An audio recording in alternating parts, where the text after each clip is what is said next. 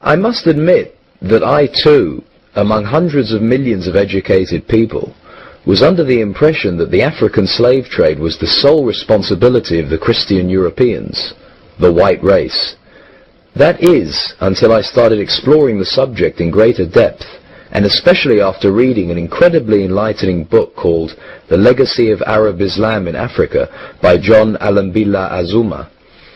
My whole perspective and understanding has changed dramatically, and I would like you to tell us more about this subject. The success of Mohammedan Islam in deceiving, misinforming, deforming and contorting both history and reality over a period of almost 1400 years has been astounding. That is, until now. The greatest tragedy about this particular subject is that most of the descendants of African slavery, the black people in the Americas, around the world, as well as among the African blacks, are totally ignorant of the actual facts. Before we lose the concentration of our listeners, I would like to make the following statement and then prove it. That the worst, most inhumane and most diabolical institution of the black African slave trade was initiated, refined, perpetrated and implemented by the Mohammedan Arabs and later aided and abetted by the black converts to Mohammedan Islam. I predict that, as usual, the two subcultures, those of denial of facts and of political correctness, will attack us without once disproving a single statement and or conclusion that we make. Slavery was not created by the white races, because it has existed throughout the human history and practiced by every tribe, culture, civilization, racial group and religion. In fact, the very word slavery has its root in the name Slav, based upon the Slavic peoples of Europe who were subjugated by other Europeans. It is not common knowledge that the Arabic word abd is synonymous with the meaning of slave. For example, Abdullah means literally the slave of Allah, and that in the language of the Arabs, all black peoples are called abid, plural, for slaves. While much has been written concerning the transatlantic slave trade, surprisingly little attention has been paid to the Islamic slave trade across the Sahara, the Red Sea and the Indian Ocean. While the European involvement in the African transatlantic slave trade to the Americas lasted for just over 3 centuries, the Arab involvement in the African slave trade has lasted 14 centuries, and in some parts of the Mohammedan world is still continuing to this day. The birth of Mohammedan Islam and its conquests brought about the birth of institutionalized, systematized, and religiously sanctioned slave trade on a massive and global scale. In fact, the Quran allows the taking of slaves as booty or reward for wars of aggression against any and all unbelievers, most of the human population. This has led to an enormous number of so-called holy wars, jihad in Arabic. There was and is absolutely nothing holy about these wars, which are primarily to plunder, slaughter, rape, subjugate and rob other human beings of their wealth, produce, freedom and dignity. Mohammedan Muslim states and tribes attacked other non-Muslim groups to achieve these objectives.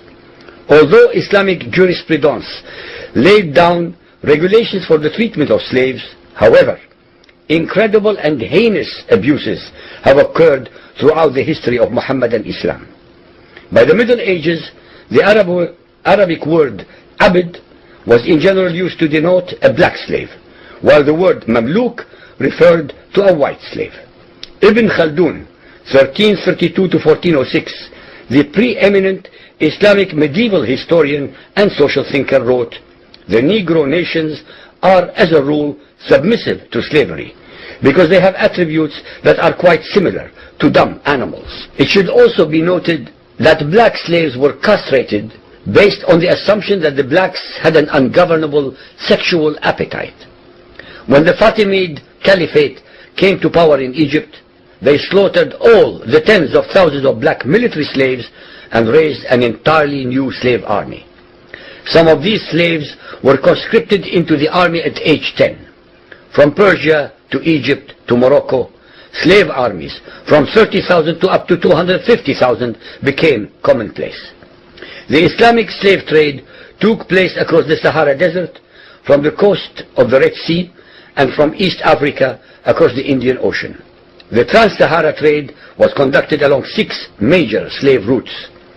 Just in the 19th century, for which we have more accurate records, 1.2 million slaves were brought across the Sahara into the Middle East, as well as a further 450,000 down the Red Sea and 442,000 from the East African coastal ports. That is a total of 2 million black slaves just in the 1800s. At least 8 million more were calculated to have died before reaching the Muslim slave markets. A comparison of the Islamic slave trade to the American slave trade reveals some extremely interesting contrasts. While 2 out of every 3 slaves shipped across the Atlantic were men, the proportions were reversed in the Islamic slave trade. 2 women for every man were enslaved by the Muslims.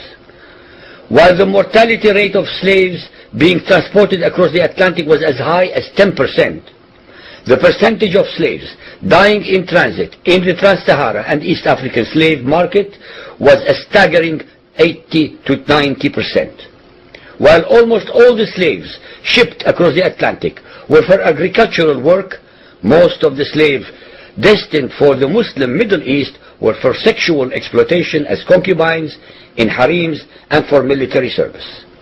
While many children were born to the slaves in the Americas, the millions of their descendants are citizens in Brazil and the United States of today. Very few descendants of the slaves that ended up in the Middle East survive.